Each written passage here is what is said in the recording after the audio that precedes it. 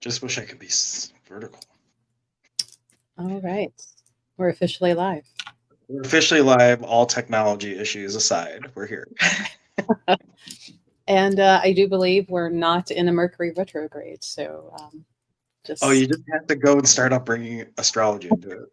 just goes to show stuff goes wrong all the time, technology wise, not Well, out of Mercury retrograde. I bet you were born in a Mercury retrograde. So for you, it's just like normal and it doesn't seem that impactful for you.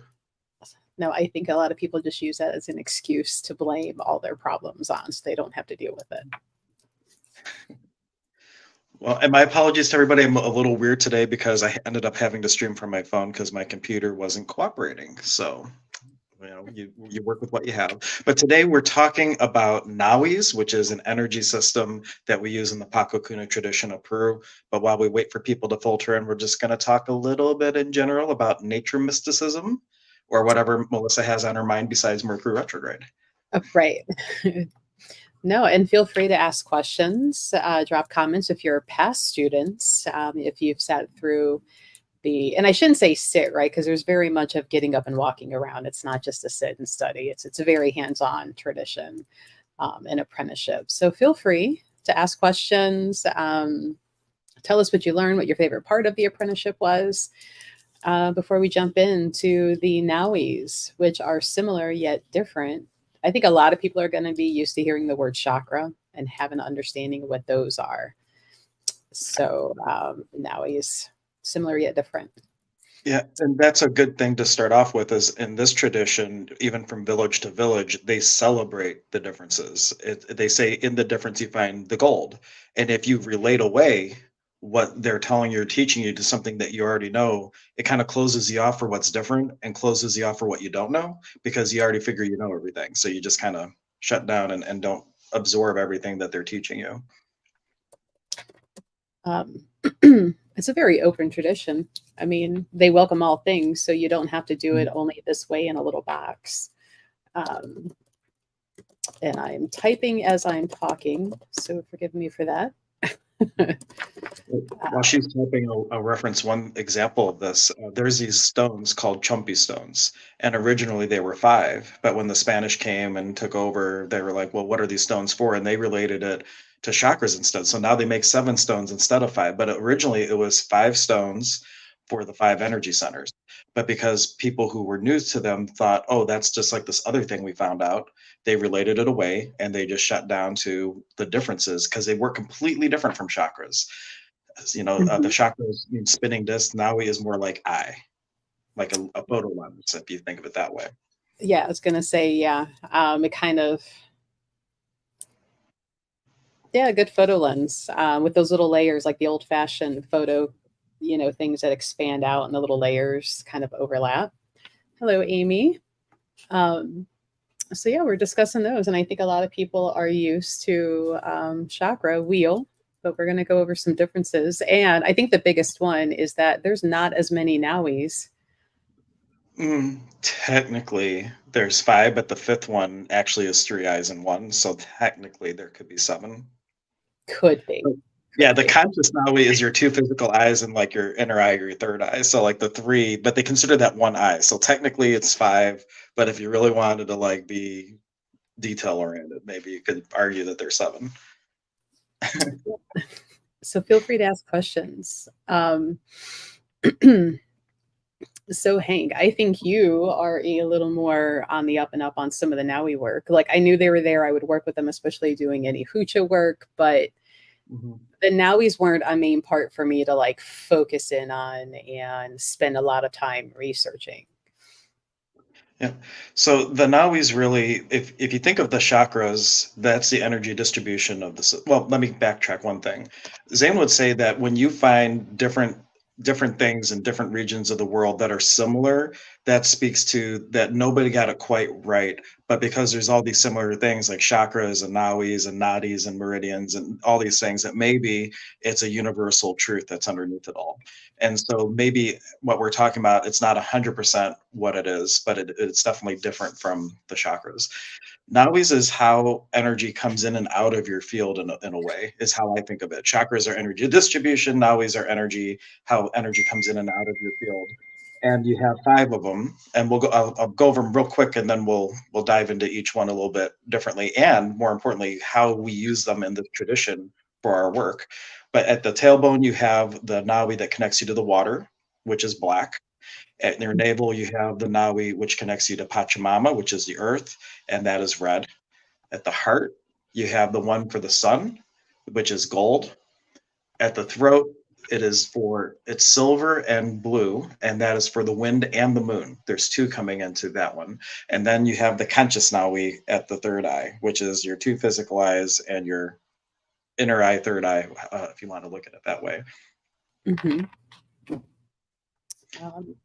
Doing some catching up in chat over on the Twitch side. Hello, everybody coming in. So if we were going to work with our Nawi that connects in with the water, like what would be the purpose? Ooh, I call it the hoochie dump. Well, but really, all of these centers are a connection to these Texei Apus, like these cosmic level nature beings.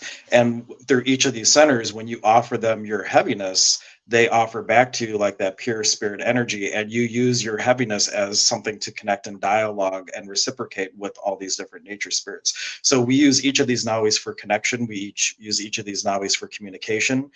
We use each of these nawis to elevate our heaviness and get rid of the next level of heaviness. So they're transformative. When we get later in the work, when we do chumpy belting, one example of how developing your relationship with these nawis and things, you might have something that happens to you that you're very impulsive over, and instead of being impulsive, you raise the energy from your psyche or your tailbone nawi for the water. You might elevate it and express out of your heart center, so you're responding with compassion instead of impulse. So there's a lot of different things interwoven with the nawis, but the biggest thing is for you to get rid of your heaviness and receive back like a lighter energy so that you can be in better balance with everything is really what it comes down to. And our work, when we do the Hatan Karpay, which is like the big, means the great initiation, as we go out to nature, each one of these eyes, you go through a process where they're opened. You go through a process where you learn how to communicate through that energy center with that Texei Apu. Texei just means cosmic or universal. And it's really, these are the tools for your communication with your perception of the outside world. It's how you perceive the world around you through these nawis. And so like the Texei, that universe, that like universal knowledge that we can all pull from, right? It's not limited to only people that are going through the apprenticeship. Like we all tap into it. It's just how much are we paying attention and actively using that knowledge that we're getting from it. And I kind of like sometimes would consider it close to like when you have 3 or 4 people that kind of come up with that same idea. Yeah. And it's like that information was out there, who pulled it down and started working with it. So it's always there, and it's just not only for certain people who are trained in certain things. It's, are you paying attention? Are you aware that it's there? Are you tuning in? Right. If the body is like a television channel for you to receive information from the universe, you have access to all the channels, the premium channels, everything. The question is, are you tuning in and are you paying attention to the information on that channel? Because it's all there in the field, ready to go. It's up to us to develop the muscle memory to hold the space to tune into a particular channel, and then the discernment to interpret that channel without adding our ego stuff to it. Mm-hmm. Yeah, so feel free to ask questions, guys. Kind of going through it a little bit quick. No, there's not much to Nawis. And I do have, this is Zane's book. This is Inka Mountain Magic. Let me bring it up there.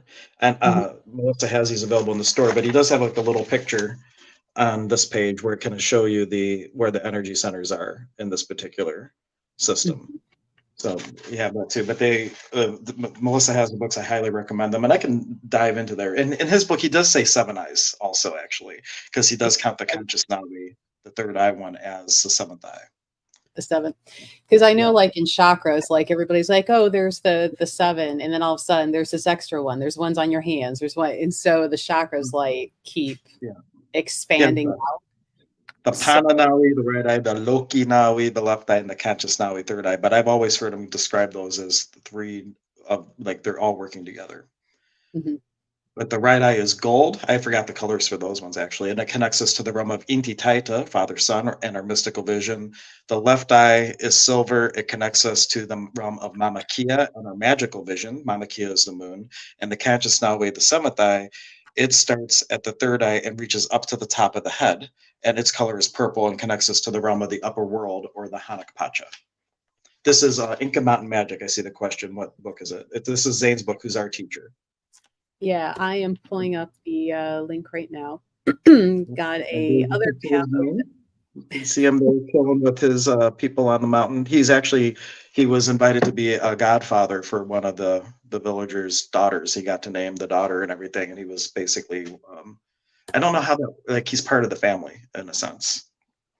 It's Yeah. kind of a cool honor to get to name someone. Well, and I think he also said, like, in that family, not to confuse it with other, as we understand it, North American relationships, but like he was an extra, like, husband or spousal because he has, like, responsibility when he's down there over the children. Right. So he gets that parental as a father. Let's see. Okay. Yep. The link for the book went through all the channels. So, there you have it. Yeah, Inka Mountain Magic, Zane's book, and he will be in the store doing a class coming up. And so, if there's a book that you guys want to go ahead and get, and you would like him to autograph it, like, we can do that here soon for you before we ship it out. Or like Karen, if you get it, you can come in and be like, "Can you sign my book?"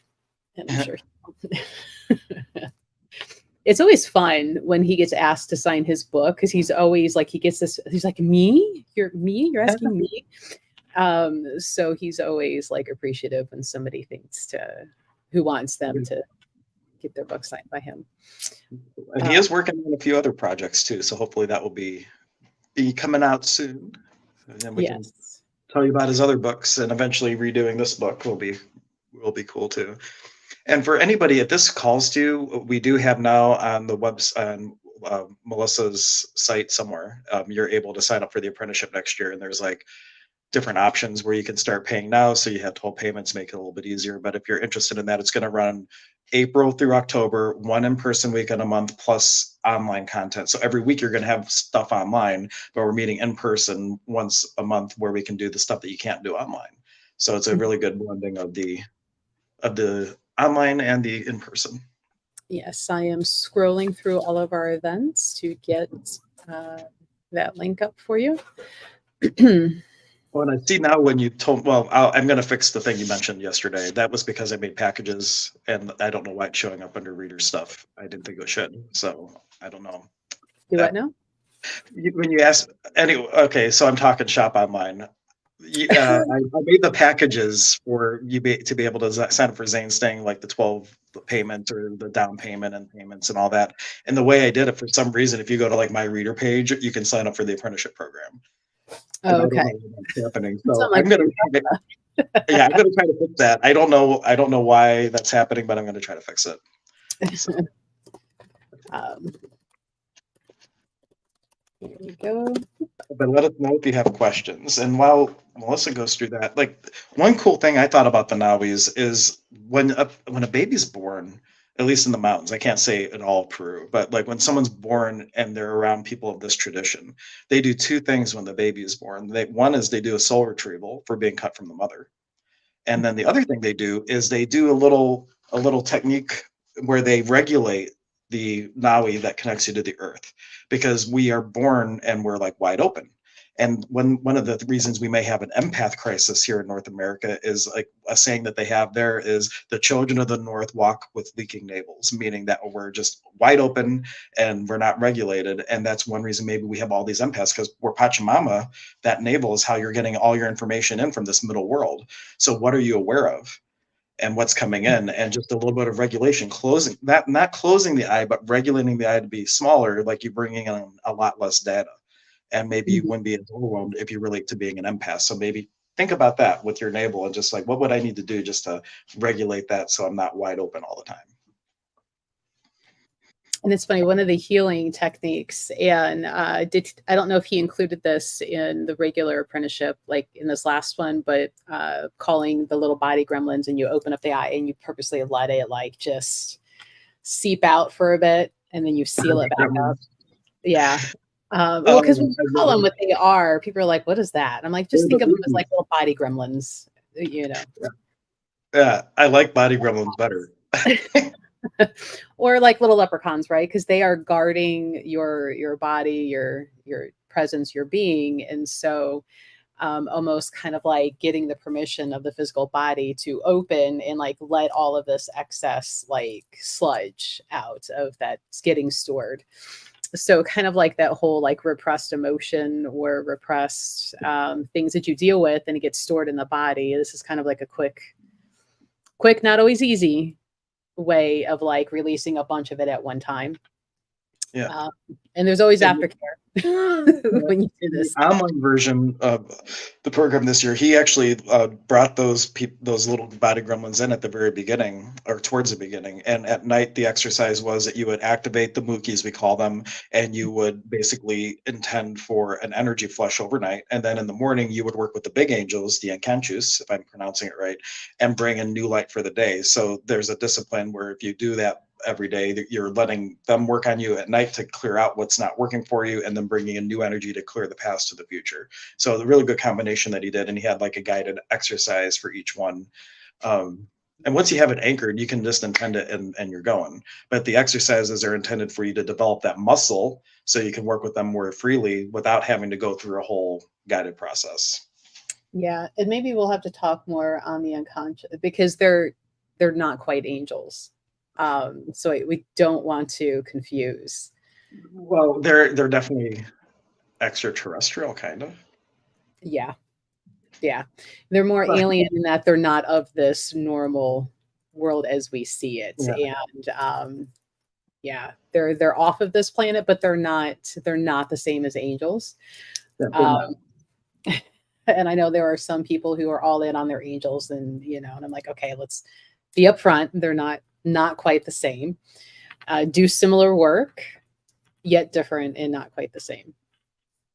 But that one, I remember like remembering the whole like flowering with that, and the motions you would have to do on the body with the flower, and Mhm. trying to decipher like the little diagram he gave with the, I'm like, which one's first and then we go where? So it felt like one of those puzzles where you don't lift the pen and Right. how to get over, and I'm like, can you just in person, please? Show the visual person what's going on here. Well, he did a much like this last time. He did a really good job walking people through it. And if you're doing it for yourself, you can have your mesa set up, and you're clearing it on the mesa because the mesa represents you. And so, Mhm. like the way he did it this time for online, it was pretty straightforward. But the cool thing in this tradition, your back is the future because you can't see the future, so it's behind you because you can clearly see the past, so the past is in front of you. And the exercise Melissa's referring to, you use a flower, and there's different lines you draw on the back, and each one of those lines represents a path of the future, and you're clearing certain things. And so it's a really beautiful thing to do for people who are really looking to shift their possibilities in life to a new direction, or something like that. I We're should do feeling a that for little yeah. stuck. Yeah. Feeling I a should little do that stuck. for you, Melissa. We should do But that you're not gonna daily be there for you. today, slacker. Um, I was here. I was late. but you're not Fashionably. doing sessions in the store today. No, I'm not. Um, everybody's getting in some last minute time off before holidays hit. So if you are looking for Hank, he will be back next Thursday in Yeah. the store. And while we're talking about that, I'm like, let me go check that tab and check your availability today and make sure Well, we yeah, I don't should have cleared that out. have Well, surprise. originally we were going to go camping, and then we saw the weather forecast, and we're like, we're not going to do that. But we're going to my hometown. We're going to go visit my Pacarina, my Ituapu. So that's going to be fun. But you can schedule with Hank, either in person if you're local, or he can do probably like 99% of all of the healing that we talk about via like Zoom and distance. So that is always an option. I thought we had a banner for you.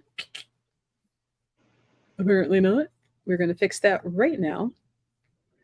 And for those of you who are local, like you could, if you go to hanksuttle.com/elite, I do like I'm available besides at the store, but that gives you the same store pricing and everything. If you go to hanksuttle.com/elite, you can schedule other times too, and that way I know that it's a referral from working with Melissa. I can honor her and honor you with the price and all that good stuff. Yes, because it's a little bit cheaper through us. A little bit. But feel free to ask questions, guys. I know quite a few, judging by the names. I know you're familiar with like chakras and stuff, right? Because most people, it seems like now, are some sort of Reiki master. So you're going to be very familiar with chakras. And they're similar yet different to the Nawis that we've started talking about. So if you have questions about comparison or working with, or like when you're done with this apprenticeship, what does it mean and what are you going to do with it? Feel free to ask. You know, it's funny because when we were picking this topic, I remember sitting there thinking like, like I know what they are and I work with them, but when it comes to the whole like actively, consciously like pulling that information, I'm like, yeah, no. I'm like, I think this is a you thing. You know, certain exercises I do just to do because I know how to do them, but the whole like note taking and the in-depth, and I'm like, yeah, no, that's not me on this one. Well, it's really foundational because even when we get into things like soul retrieval, there's an exercise you do to help integrate soul pieces and things all related to Nawis and bringing in those flows of energy. And when I first worked with Zane for my first, like we have these different chants as we do open up the different elements around. It's not really elements, the spirits of the mesa. But like Pachamama, all the actual toning that we're doing are also helping to open those energy centers. So in addition to like knowing what they are, and I've never heard Melissa sing, I don't think, other than maybe in the class. I don't know. She might have been singing light. Yeah, she was just lip syncing, like yeah. But when you're doing those things, like it's helping to balance and bring those Nawis into resonance. And the same thing, each chakra has a different sound that you can chant, like Ram, and things of those natures. So it's a lot here that you can work with. It's just the tip of the iceberg talking about them because it's so fundamental to everything that we do. Even if you don't think you're working with the Nawis, when you're putting your mesa on someone's heart and taking it off, you're opening that heart chakra, or not heart chakra, but the Sonko Nawi, the Sun Nawi. Yeah. Let me see here, taking care of some chat on the back end. Running all the things here for everybody. Okay. I don't know. You're making it too easy. Too easy, guys. No questions. And thank you, Chris, for reading with us last night, and Karen for being part of our Woo Woo Wednesday last night. Cool. You know, Hank, we still have to decide when we're going to do some of those extra topics that seem to come up sometimes during lives that we're like, that's not quite shamanism, but sometimes we touch on it. Needs to be a separate stream. So that being said, if there's things that you guys are interested in or have heard us reference and you're like, hey, we need more in depth, like drop that in chat. So we know really what to schedule other than some of the ones that we've already talked about. Mm-hmm. Those might have to be like some Thursday evenings or like before the store closes, before you run away for the day, Hank. Like, okay, we got to go do this live real quick. Some Thursdays I have an event, but other Thursdays I don't, or a different day. I'm sure we'll figure that out. Yeah. Or maybe we just have two streams. We'll go on from 9 to 10 and talk about other stuff and then programs. No, I don't like that idea. I'm already almost not on time. Yeah, we go over usually, so that's not going to work. Yeah. But let us know if you have questions about Nawis or anything about the tradition. One thing I want to touch on in a little bit, just because I know Zane has a class coming up. Zane is doing a class. Now, I forget the write-up. Why don't you mention it? But the thing that's relevant from this tradition, we have something called a kuti ceremony, which means to send back. And so if you had a client or yourself and you felt that you were the recipient of some energy that was messing with you or anything, there's a whole little ceremony you can do around the mesa that will send that energy back and leave it from you. And the thing I remember about the program, Zane was setting up his mesa, and he was compelled to set it up completely backwards. And in the middle of class, then I maybe you remember the story better a little bit, but he's looking at it and he's like, I set my mesa up backwards. So where the water was the sun, and the sun was in the water, and just everything was backwards. And he asked who in the class felt that they had like a curse. And I think everybody but 4 people like raised their hand or stood up. And he ended up doing the ceremony a little bit different than how you would normally do it, because we had so many people that everybody was included in this whole writing of the worlds and kuti to send that energy back and alleviate that energy. But Zane's teaching a class not just on this tradition, but on how to protect yourself from stuff like that in general. Yeah, it was, and it's funny because the night before was driving home for me, but Zane was on the same highway heading to, a turn off to head back to his house. So he was in front of me, and there was like a shooting star. And I'm like, holy cow, like apprenticeship and shooting star. And, and I'm like, there's something going on this weekend. And it was the next day that like the whole thing was being switched. And, the comment, made about like who feels, and I think it was all but what, like 4, maybe 5. Everybody was like, so, so those that were a part of the ceremony in the center, and those who didn't feel like they needed that work done, helped orchestrate and did like this clockwise like movement. And if I remember right, I think those in the middle shifted one way while the outside people were going the other. And it was pretty impactful, honestly. And I remember thinking like that feeling of being between 2 like dimensions at the same time and having them like shift around you to kind of like put everything back into place was a very cool feeling. A little bit dizzying, but a very cool feeling. But that was a complete impromptu learning that we went through, which happens sometimes, a lot in the apprenticeship, not necessarily a pachacuti, but random things that come up. And he's like, well, okay, I guess we're going to address this now, and this is what you're going to learn. Okay. Yeah, and because I think like the way that you normally do a kuti ceremony is not quite as embellished, but in this tradition, like you learn the basics and then you go from the heart. And if a whole class of people has a curse, like you create and shift the ceremony to the moment and what the people need. Looks like we have a question. Can a curse simply just be someone who's envious or angry without putting the whole woo-woo on you? I think that would be qualify more as like a hexing than a curse. Hexings are like a step down from curses in a way. They're more, it's kind of like you trip over your feet constantly versus like falling and breaking an arm. So that anger, and kind of like, as Marianne has referenced, like it just kind of builds. It takes a lot longer for just anger or jealousy to become something big. But since like will attract like, and Hank, if you have some different feeling on this, once it gets started collecting on you, other people. So if you're somebody, especially like in management positions, and you get promoted over 2 or 3 people, now you've got 2 or 3 people that are really like not that happy and could be sending that anger towards you. I still don't think that would quite necessarily be a curse. It's more of a like hexing.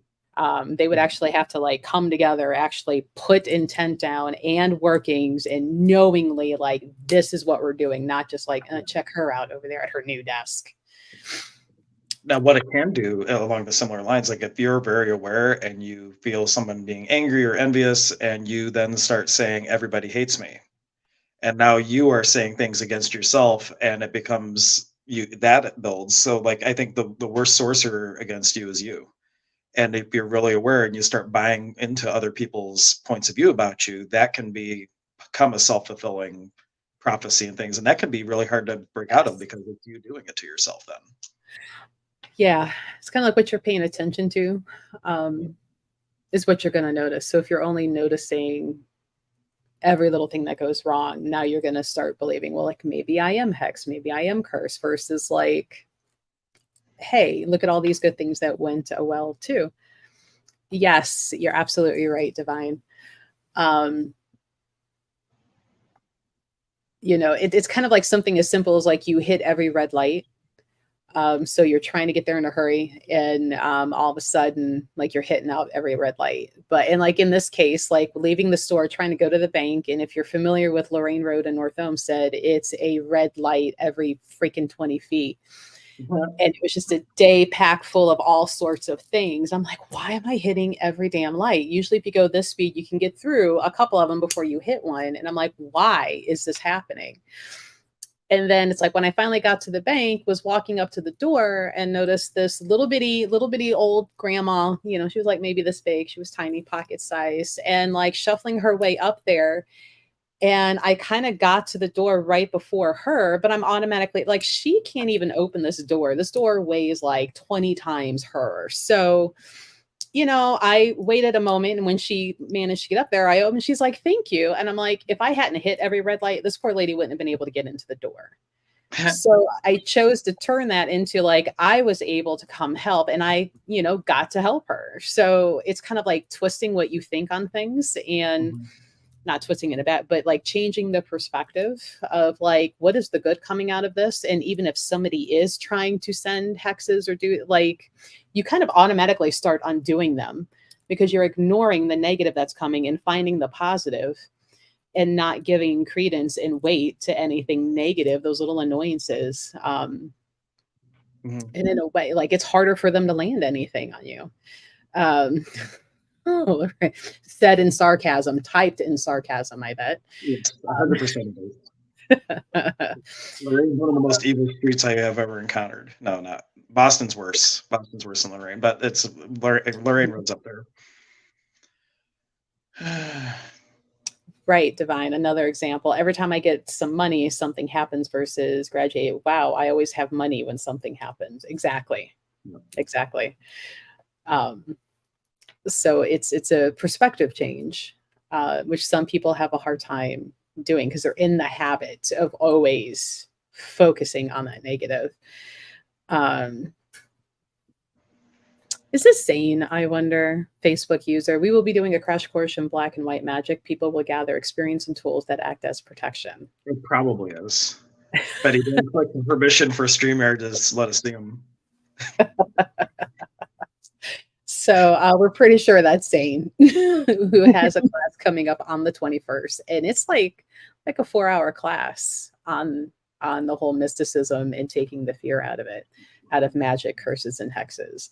The class duration dramatically depends on questions. Right? It is Yes, it's Zane. me. We knew it. We can't see Zane, but here's a picture of him. This is the guy commenting right here, but he has less hair now. He's cut Yeah. it down a little bit. Sherlock Holmes skills on point. We got that one right. Very good. So yeah, if you have questions about the upcoming class with Zane on the 21st, feel free to ask those too. Or if you want to circle back into the Nawis, we can do both. Yeah.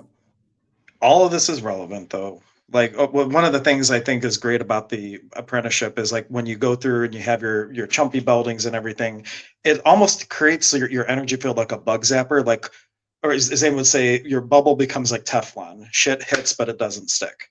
And things that used to hit your bubble and permeate through and ruin your day and all that stuff, it just hits the bubble and it's very clean, easy to clear that out. And things just don't impact you the same way that they used to. And then you find all kinds of other new things that you become aware of when you don't have to worry about that stuff and you start to do deeper workings. So it's really good. Making sure we didn't miss anything. I can look through the book. Like he has a whole section of Nawis. I showed the picture. Like, I think my copy is in my Zane book bag that's across the room by my mesa. Well, my copy is at the office, but I grabbed one of the new books that I have, and I'm going through that real quick. Story of Wind for Loki.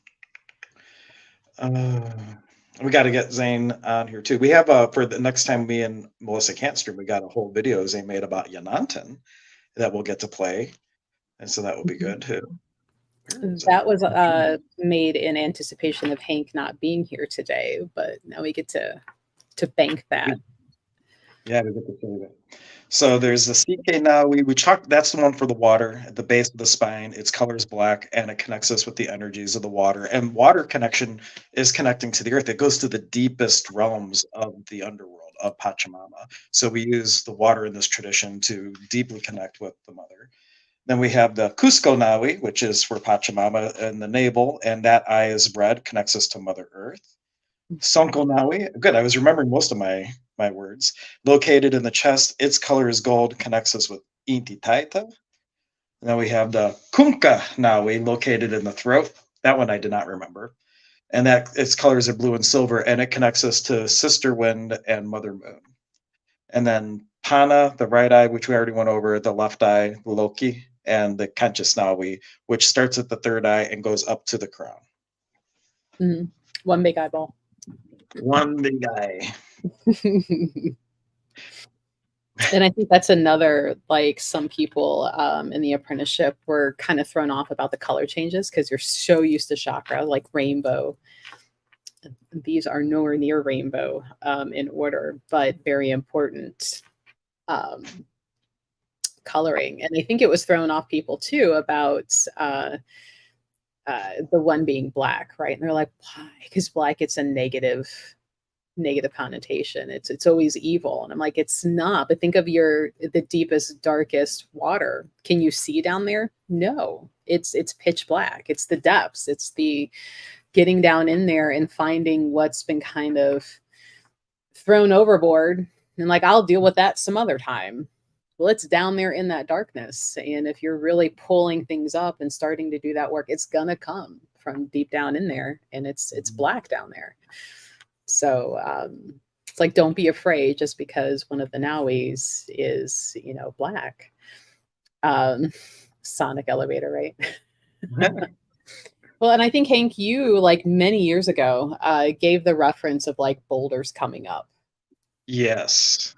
Well, that's for meditation, my reference. It's like when you start to meditate and really start to sink in, the boulders get heaved, and it's just like winter in a field, like it heaves the boulders. And so when you start to settle into those energies and willingly go hunting for your imprints and your original wounds, that stuff starts to come up, and then you get to deal with it and mulch it up and cultivate it. And what was weighing you down turns into fuel for your possibilities because you find the medicine in it. But you can let go of the trauma and the drama and the pressure that made the pearl of wisdom. And now you got something that you can actually share with people that makes a difference in their lives and makes your life a lot lighter too. Right. Because I remember you had mentioning that. I'm like, okay, so we have water. These things are starting to float because even if you get into science, right? Didn't they find just yet another ocean under one of our continents? No, so I think they did. I need to pay more attention to science news, but these things come floating up and then it's hitting, the ground, Pachamama, and like coming up. And now it's the physical act of dealing with it, talking about it, processing it, and putting that into motion of like, well, now that I know about it, what am I going to do? How am I going to heal? How am I going to work? It's saying again. So thank you, Zane. It's the ghostly Zane. He has a really good teacher. Yeah, right. Good thing we're behaving this time since the teacher is watching. We're allowed to go off on tangents and things. It's all good. His classes go off on tangents. We learned that too from him. Right. Like his reprimands are going off topic. But that apprenticeship starts April again. Well, Zane was mentioning on the weekend that because we'll have an online portion, it may start in March online and then the first in person being in April. But that is right now officially we have it on there as April, but there's a possibility it will start in a little bit sooner than that. Mm-hmm. And this is definitely a safe class, safe apprenticeship. It doesn't matter what you already have experience in or not. All you need is the willingness to learn about yourself, what you are truly capable of, and being willing to work through some stuff that comes up for you. Because ultimately, you're going to come out better and stronger on the other side. Especially for a lot of people who struggle with empathic abilities, and like, I can't even go to Walmart. I'm like, why can't you? It's too much. Here, we need to learn this, teach you this, you need to come in. And so for some people like that, at least the last time I took it, what was it? The belting was like weekend 4. And I'm like, if nothing else, stay through the belting. So you learn how to feel that and not own it and not take it inside and like dissipate it and be done. Because there's great benefit in that. But yeah, there's so many healing techniques for yourself and other people. And the fact that it blends so well with other traditions, it's great. Yeah, it is the container that holds all my other stuff, kind of. Right. And be willing to learn opposites, maybe. There are some healing modalities, like you can never do any sort of energy work without the other person's permission. And there's certain things that you learn that you can do, like even with a stranger, that you don't have to go up and be like, hey, do you mind if I pull all that heaviness off so you quit being a jerk standing in line at the register that we all have to deal with? Do you mind if I do that? Great. You can just do it. Zane explained it like if someone's spouting and passion puking into the environment, you're merely cleaning up litter, and able to work with that, no problem. Right. Right. Like we've all experienced that. Might have to try that with some people I know that have road rage. Like, hey, let's go for a car ride. Let's see how well this works. Can we calm that down a little bit? Like, why are you yelling at them for not going when it's a red light? They can't. Why? Let's tone that down a little bit. Experiments 101, right? Every day. We've all seen that. Other instances. But the fact that you can take care of that for that person, that yourself, people around you, without having to go ask permission, can be a great thing. Hey, Divine, I read tarot and getting people to understand that I'm not going into someone else's energy without their permission. Ethics needs to be taught more. Right. So there are separate things that you do need, like readings and things like that. But, you're out in public and somebody's just causing chaos for themselves and everybody around them, or a family member, right? Christmas dinner, and you got creepy Uncle Joe down there just causing a muck. Go ahead and start taking care of that with like, Uncle Joe, do you mind if I calm your creepiness down so everybody can stand you sitting at this table? Great, thanks. Most likely they're going to say no. And now that preconceived notion that unless they give you permission, you can't do it. Now you can be like, okay, we're just going to kind of clear this out. We're going to take that down. We're going to relieve all of this, and everybody's going to have a better dinner sitting at this table. No food fight is going to erupt. That now you have to go clean the walls and all the dishes. So, be willing to entertain different options and possibilities from what you may have already been taught, and what you can do with that. Like I heard the whole room gasp in that first year when Zane's like, no, you don't need to ask permission to do this. Pearl clutching happened so hard in class with that. And then explaining the difference in how and why. A few people were like, oh, okay. Others were still like, I have to ask permission. And I'm like, well, now you're limited in what you can do. Zane says, this is the perfect training for empaths. It teaches you how to use the gifts to its fullest instead of seeing it as a problem you are working through. So regain your ability to go to Walmart. Walmart shoppers unite. Here we come. Or just use Walmart Plus and have it delivered. Up to you. Anybody got any questions? Comments? Anything.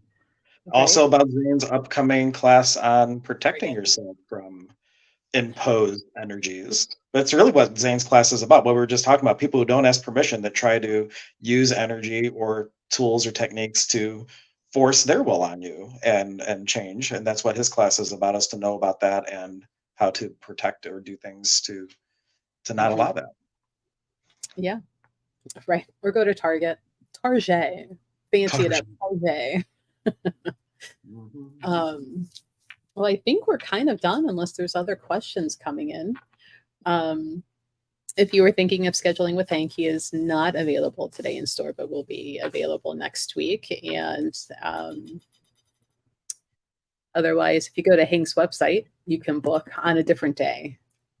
And Just let me know you came from the store, so I know. say away or put him on the porch, right? Um, there's a whole other way of dealing with creepy uncles. Um, but It's called restraining orders. shovels, pitchforks, duct tape, trash bags, doing some yard work. Meet me out Yep. back. There's also something to say to elevate your space, because there's times like when we were just out this weekend and we were doing different energy practices with Zane for the Hatan Karpay he did for like a little group. When we started doing the work, like it was so busy. There was people all over the place. The second we went down and started doing the work, it was like roaches scattering. And it's like if they're not going to hang with the vibe. So like instead of like thinking if you don't have permission to do something to somebody else, what can you do to elevate your energy so it creates such a dissonance between you and the other person that they just go away? And that's something you could consider doing too. Yeah, they become so uncomfortable that they willingly leave. So, um, Just laughing at Divine's comment already. I mean, I did not admit to anything.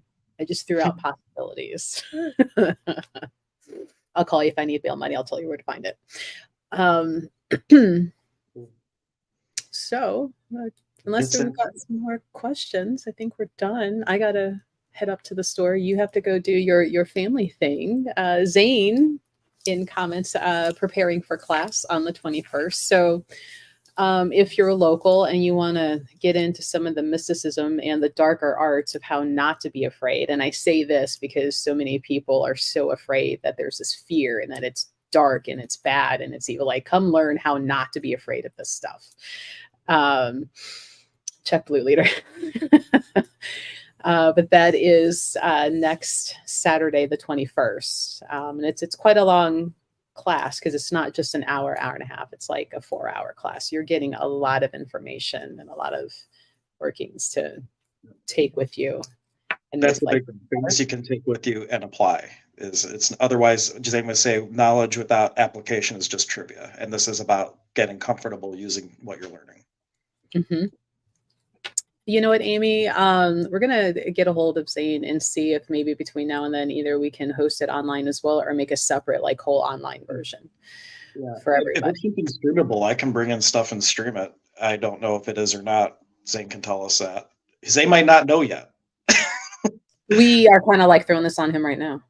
Yeah, we're just right So, now. It's like if it's streamable, then that is something that we could look at. So mhm. So, Amy, if you can do me a favor, send me a whisper there on Twitch, just, just a hi. So I have access to you because I think it's hard for me to, as a business, like message back over to you. Um, and then once I get an answer from Zane, I can reply and let you know, like, yes, it's going to be available online.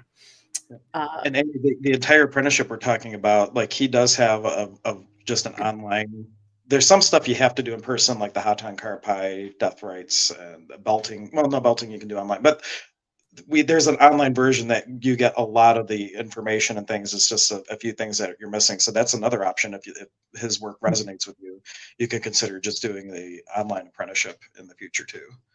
so he Yeah, but says yes.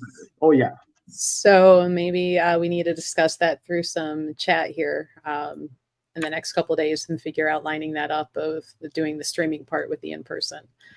Well, I just need to show up with I can bring my microphone set up and I have everything. I just need to show up with it and we can do it. Okay. So there you go. We got a quick answer for you. And anybody else that is not local to North Homestead and wants to take that. Change of registration so we know if it's online or Zoom, and we can update that so we know. Yeah. Yes. So give us a day or two to add that online registration, and that way we know how much of computer equipment versus in person that we need to do. Oh, I broke my rubber band that I was playing with. That means it's time for this. Mine must be cursed that my rubber band broke. It's because mercury's in some. It's not red. It's in the microwave. That's why. Well, thanks for joining everybody. We do this every Thursday at 10 a.m.